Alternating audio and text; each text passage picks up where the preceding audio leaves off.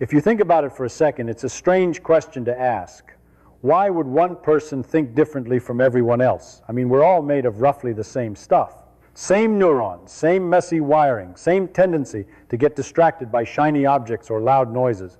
So if Richard Feynman never thought like everyone else, the interesting question isn't how smart was he, but rather what exactly was he doing differently while the rest of us were busy doing what we thought was thinking.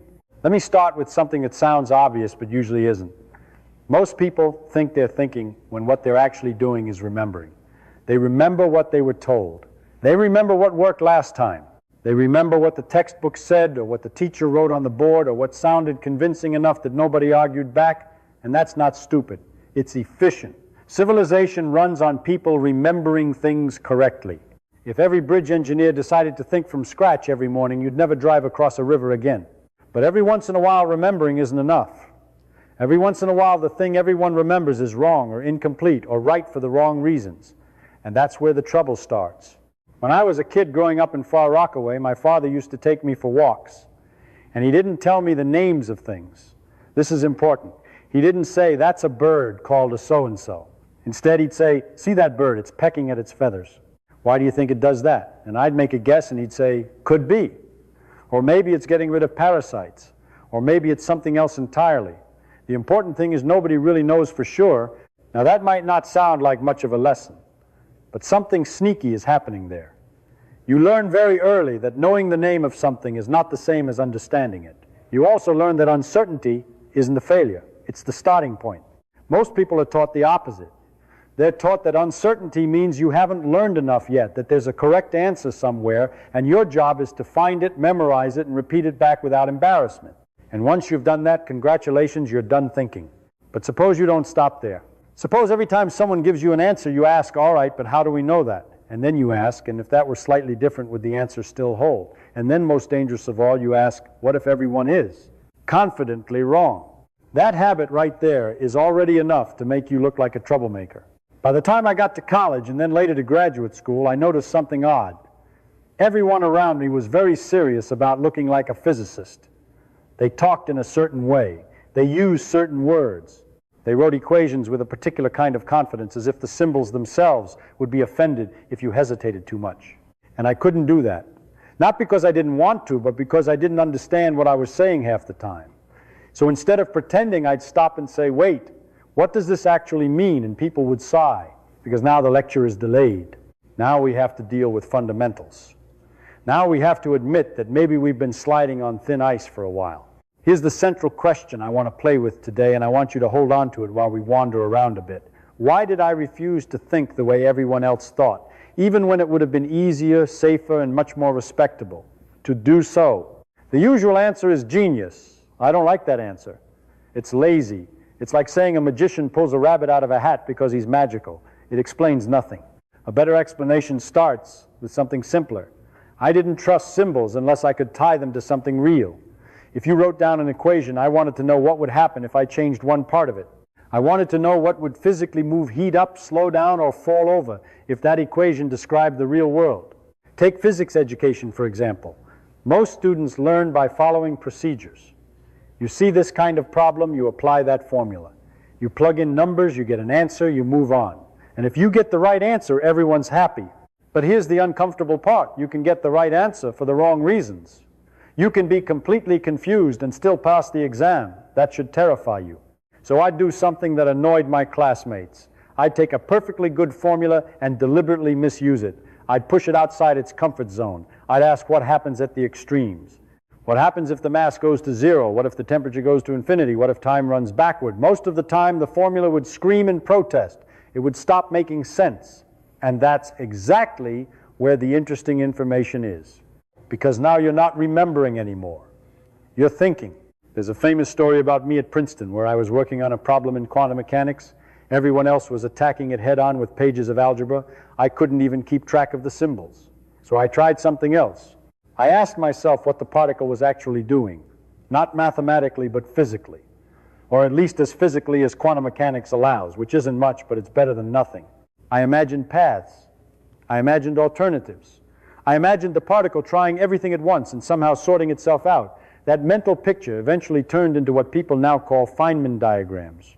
But at the time it wasn't a technique, it was desperation. I needed something I could understand. That's an important point people miss. These methods didn't come from brilliance. They came from refusal. Refusal to pretend I understood something when I didn't. Now let me slow down and test something with you. Suppose I give you a beautifully polished explanation of how something works, full of impressive terms and elegant phrases. You nod along. It sounds right. It feels right.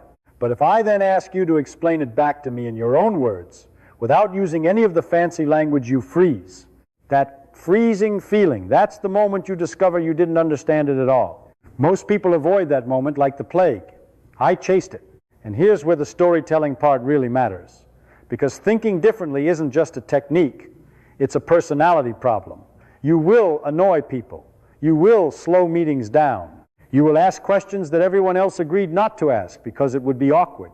I did that at Los Alamos during the Manhattan Project. You'd think that surrounded by the brightest minds in the world working on the most urgent problem imaginable, there would be no patience for nonsense. And yet, nonsense was everywhere. Procedures that nobody questioned. Security rules that didn't actually secure anything. Locks that could be picked by tapping on them gently in the right way. So I picked them, not to be clever, but to see if they worked, and they didn't. People got angry, and that anger told me something important. It told me that they were more attached to the appearance of safety than to safety itself. That's a dangerous habit, whether you're building bombs or building ideas. Let's bring this down to something ordinary. Imagine you're learning how to drive. At first, you memorize rules. Red means stop. Green means go. Speed limit signs matter even when the road is empty. That's fine. But eventually, if you become a good driver, you stop thinking in rules and start thinking in situations. You sense what other drivers are about to do. You feel when something is off. Physics, thinking life, it's all like that. Memorization gets you started. Intuition built on understanding keeps you alive.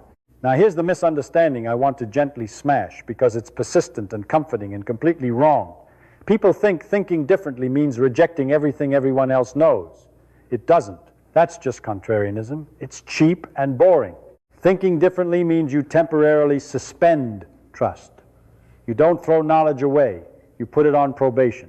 You say, all right, this might be true. Let's see what it implies. Let's see where it breaks. Let's see if it matches reality. Reality, by the way, is the final judge. Not elegance, not tradition, not how many smart people believe something. Reality doesn't care. That attitude followed me everywhere.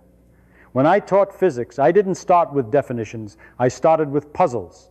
Why does this happen? Why does it stop happening if you change this one thing? Students hated it at first. They wanted the formula. They wanted the answer key.